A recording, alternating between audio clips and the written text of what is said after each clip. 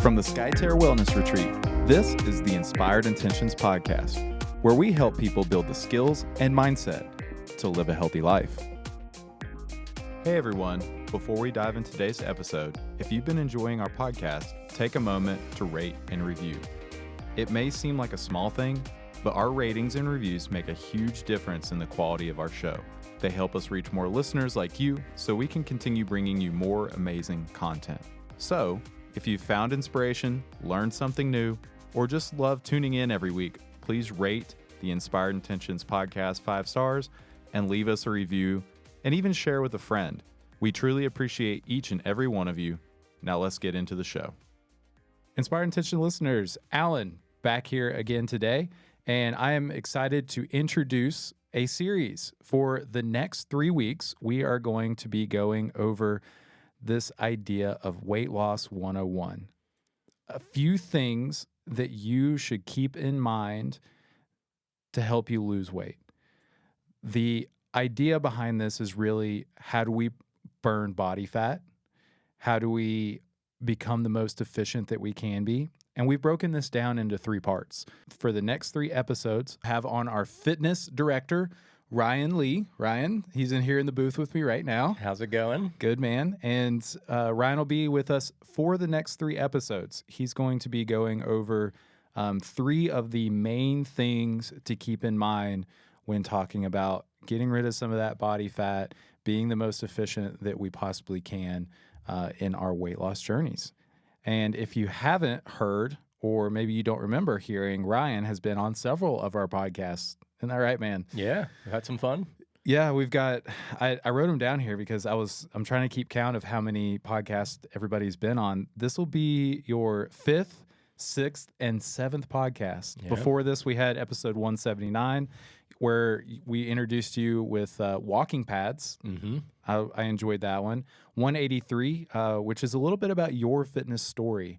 I'll be honest, I think that's probably my favorite one we've done together so far. Yeah, I appreciate that. And 201 and 207, we did a Lose Smart episode where a few of us were in the booth. And then 207 is that sauna science. Yeah. I really enjoyed that one too. That was fun. Going Got down to to sit the down in sauna. the sauna together. Absolutely. That was great. And I think during some of these episodes is where this idea of efficiency and weight loss came into play. So, Ryan, why don't you kind of briefly introduce kind of your angle on this topic, and then today, listeners, you're going to get to hear part 1 of the 3-part. Yeah, thank you. I appreciate you having me in on this topic because it's a super important topic to me. As some of our listeners know, I'm the Lose Smart director here at Skyterra. Mm-hmm. Working, pretty intimately with guests who are here for a longer period of time, who are determined to, bring out the best version of themselves through weight loss pathway. So it's something that has always been exciting for me. I did a lot of this work back in New Jersey before I moved down to North Carolina. And I think the reason why it's so important for me is because it's so transformative. When you see someone who brings themselves into a completely new domain of confidence, when you see somebody who transforms their body and they do it in a sustainable way, that is empowering for me. Like, that's what gets me up in the morning. That's why I'm excited to do the work that I do here. With that, I know that weight loss is a challenging topic even to talk about because of how nuanced it is. Also because of how much pain it has caused a lot of people. It's something that is not easy to wrestle. Mm-hmm. And my heart goes out to those of us who have been on a weight loss path and maybe it hasn't worked for you. I just want to remember that through the science and through a return to what we know is best practice, there's always hope in bringing ourselves back into the most metabolically efficient version of ourselves that we possibly can. So I think that's maybe where we start, is just first understanding that you are a really unique individual physiologically. We were talking a little bit before we started just about the difference when it comes to gender, when it comes to age. If we take 2 individuals, one being 20, one being in their 50s, we're looking at completely different hormonal profiles, mm-hmm. With how much testosterone we have pumping through our body. When women step into menopause, right, we know that our biochemistry is altered to such an extent that sometimes weight loss can be a little daunting. It can be more of a challenge than when you were a little bit younger. So I think that we have to give ourselves grace. We'd have to take a step back, realize that each weight loss journey will not look the same. We see that all the time here at Skyterra. But again, if we do the right things and if we stay committed to the goal, then I think that we can all make forward progress in a consistent way. What other physiological factors do you think play into this whole idea? Because I know we, for listeners, we've done some episodes on like menopause and premenopause as far as like weight loss and exercise for females. That's episode 139 and 140. I reference that one a lot to our guests, and that speaks a lot towards that change in estrogen and just the female body in general. But like things like height too. Age? Yeah, I mean, generally speaking, at each stage of our life, we become different biologically, biochemically. So those tend to be like the big jumps. You know, every decade we look different. Every year we look different. You know, and even at a physiological standpoint, we also know that we're not all the same, even when it comes to how we sleep, how we recover, right? Some of those more daily based interactions or I should say, the habits that we have developed or the struggles that we've experienced, you know, that also changes the landscape because that can have an effect on us hormonally, and that can, you know, be an impediment to weight loss as well. So I guess what roundabout what you're saying is that there's a lot of factors to take into account when we're talking through these three kind of mindsets around weight loss that we're going to dive into. Exactly. And that's why, again, if weight loss is something that's important to you, is just realize that you're your own person, but there are things that we can do that we know can help us along this path. Kind of a common denominator within humankind. Exactly. Okay. Exactly. Yep. Understood. So introduce to us what your number one is of our three. Yeah. So at the end of the day, when we think about weight loss, oftentimes our mind goes to exercise, burning calories, you know, and, you know, trying to get ourselves in shape. The only issue with this is that, you know, and some of us have maybe heard this quote in the past, is that you can't out-train your fork, right? You can't out-train your fork. So if you are consuming too many calories on a daily basis and you're working really hard, you know, you're strength training and you're, you know, doing some cardiovascular training and you feel like your body's in motion all day long, it's not enough in order to counter simply the number of calories that you're consuming on a daily basis. Okay. So when we think about stage one, it's actually not really quote unquote fitness related, but it's really nutrition. And what we have to think about here is that our body must be within a calorie deficit in order for us to burn the fuel that already exists on our body, right? So when we look at body fat mass, what we're really looking at is stored energy, right? That's what body fat mass is. And that has typically arrived as a result of being overnourished and underexercised. Now what we have to think about is, well, what would I need to do from a calorie standpoint in order to signal to my body, mobilize and oxidize the energy that I have stored on my body, right? And that's where calorie deficits come into play. You know, and there's a lot of different things that we can do when it comes to creating calorie deficits. And I would say you want to try to create the deficit that feels the least restrictive to you, right? Because there's different ways to quote unquote restrict yourself. And maybe we can talk a little bit more about that. Yeah, we should. Because restriction obviously carries that taboo. You know, it's kind of like, well, I have to be in deprivation in order to lose weight. I've got to be starving all the time. I have to be I've starving. Gotta, Yeah. And I think that's a paradigm shift as well is, yes, you are going to have to create a calorie deficit, but this does not need to be extreme, nor should it be, because we're going to experience a lot of adverse effects as a result of being too drastic with this process. Right. So I think what I would kind of point to, if weight loss is something that's interesting to you, stage one, I have to create a calorie deficit. Okay, how can I do that? And which of these pathways will feel least restrictive to me? The first one I'd like to throw out is simply calorie counting, if that serves you. For some people, it drives them absolutely crazy. But for others, they like to get really granular with it. They like to count every calorie that goes in. That way they know how much they're consuming on a daily basis. So that would be probably the most general thing to do, is just to make sure that everything is getting written down, or you're using some type of an app to make sure that you're tracking how many calories you're consuming on a daily basis. At that point, once you have an accurate depiction of, how much you're consuming, then you would start to think about how many of those calories would need to be reduced or eliminated from my diet in order to create the deficit that I'm aiming at.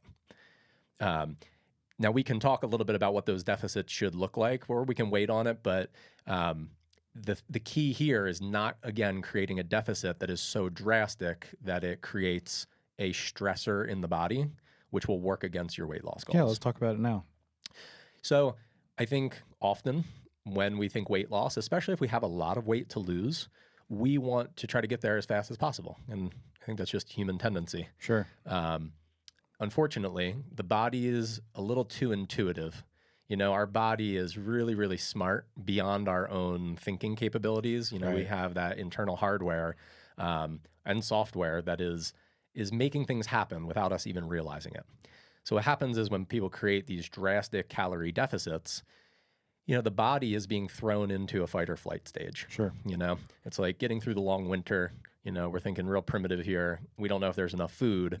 So we're signaling to the body, hold on to everything that you have, and we have not evolved beyond those primitive mechanisms. They still sit there. So when we start off with weight loss and we say, okay, I'm just going to slash my calories in half, or I'm only going to eat, 1,000 calories a day, the body is just way too smart and it fights back against us. It holds on to the energy reserves that we have. Sometimes it'll even target other tissues in the body to supply energy sources, such as muscle. We'll catabolize muscle in order to use amino acids as an energy source. So at the end of the day, it just becomes too far, too fast. What we really want to aim for, the sweet spot here, and again, changes individual to individual, you're looking roughly at about a 500 calorie deficit per day. Okay, so you want to be able to have burned about 500 more calories than you have consumed in a given day. And over the course of a week, we're looking at about 3,500 calories. If you create a more drastic deficit than that, then you might be looking at a little over a pound of weight loss per week. But we really want about 1 pound to 2 pounds of weight loss each week. If you can do it in that fashion, that will be sustainable and it won't throw your body into those extreme fight or flight reactions. To be clear, weight loss meaning burning fat. Burning fat. 1 to 2 pounds of body fat. Exactly. Yep. Exactly. Yep. So hopefully that clarifies a little bit, for anybody who's trying to set a calorie deficit. So simply counting calories in and monitoring, how many calories are being burned throughout the day, right? Some other metrics obviously involved there when it comes to, basal metabolic rates. The second way in which you can kind of pinpoint this for people who don't want to just count every single calorie that they consume, another approach is what would be considered time restriction. So when you think time restriction, now we're kind of dabbling with the idea of fasting. Now, this is I would say a somewhat sensitive topic, only because from a longevity standpoint, we have to be careful with how long we are fasting each day. We know that our body's naturally fasting as we sleep. What some individuals will do is they'll take the approach of extending that fasting window, perhaps fasting until lunchtime, perhaps fasting even later than that. And that doesn't have to be every day, but creating a fasting window that extends beyond just your sleep regulation, that's going to eliminate perhaps an entire meal's worth of calorie consumption. We know fasting has tremendous benefit when it comes to cellular repair. The only issue here is that we have to be careful of protein intake. So this is kind of like a hot topic in longevity right now, is just that, is fasting long-term worth it when it comes to muscle loss and becoming frail as we age? So I would say, if you're approaching, a fasting kind of methodology, you just want to be cautious that you're not eliminating your protein intake for the day because you have lengthened the amount of time that you're not eating for, right? So I would say that would be number 2, is you could look at, fasting as a leveraging tool. Understood. And then I think the last one that we could bring up, and I think this might even be the best approach for the masses, is just thinking about specific food elimination, right? So it's not that you're counting every calorie that you're consuming. It's simply that you're saying to yourself, there are some foods that I know don't serve me. Refined sugars, certain types of sugary drinks, right? When we're thinking about beverages, a lot of us consume excess calories via the liquids that we consume. Yeah. So you could approach this with, I'm simply going to remove soda from my life. Maybe that's making people really upset that are listening to this, right? Because we have the things that, bring us joy in life. But by simply removing some of the foods that we know are, high calorie foods, that simple elimination might set kind of a catalyst toward our weight loss goals. So I think those are the big three. I've heard people describe those as like trigger foods sometimes. Yeah. I used to drink a ton of soda. I tried to cut back on it a ton, and you feel a difference as well before you can even see a difference sometimes. Yeah. So that one strikes with me a little bit. It's a tough one, when it comes to alcohol consumption, when it comes to, all of our, our sugar intake. It's kind of those, feel good in the moment, feel horrible right after the moment. But it's tough because, we use them in different ways to, decompress or, to give us these more ephemeral windows of joy. It's just that we don't always realize that through the consumption of those foods or those liquids that the calorie content is so high that it's putting us way beyond a deficit each day. So I guess to kind of summarize a little bit, the idea here is that we need to figure out what a deficit could look like for us, but we need to make sure that it's within healthy parameters to promote the actual burning of the body fat that we're looking for. Exactly. And just make sure that we're nourishing ourselves at the same time with, obviously, like we talk about it all the time here, whole foods. Mm-hmm. Yeah, just maybe to underscore what we kind of brought up at the beginning here is you want to make sure you go slow when it comes to reducing the number of calories that you're consuming. When you create too drastic a calorie deficit, there's some things that take place. Number one, you have the risk of muscle loss. So when we are in an extreme calorie deficit, the body not having enough glucose to fuel, daily activities or exercise, it can just as readily start to consume the amino acids of the muscle itself. And this is where we see that catabolic nature of what happens with muscle mass loss because calorie deficits are so extreme. So that's the big one. That's going to affect your basal metabolic rate, which is just how many calories your body burns at rest. We know muscle is more metabolically efficient, let's say, than fat. Absolutely. Just to kind of think about those numbers, when you're thinking about every pound of muscle mass that you have on your body, you're thinking about 7 calories that are burned each day. So 7 calories burned for every pound of muscle on the body. And isn't there an equation for, generally speaking, it's not an exact thing, but for like protein-wise, how much we need to keep up with the amount of pounds of muscle on our body? Absolutely, yeah. There are some pretty clear recommendations at this point when it comes to, amino acid consumption, what's advisable at, all stages of life when we want longevity, because we need to try to retain as much muscle mass as possible. Like that's the goal. We know post 40 years old, sarcopenia sets in, muscle just naturally tends to leave us if we're not actively trying to maintain it. So that's the big one. And that's why, sometimes it is more about what you gain than what you lose, because the gaining of muscle can end up creating the loss of body fat that you want. So we just have to be careful that we don't lose lots of muscle as a result of that extreme deficit. Do you remember what that equation is? It was like... There's a lot of philosophies out there when it comes to protein intake. We have resources here when it comes to our dietitian and the recommendations that she would make. I know that some of the more recent longevity research, just to keep this general, points to more protein consumption than we originally thought. Yeah. So we could even leave it at that instead of giving like actual prescriptive equations because it does flux a little bit. Yeah, physiologically.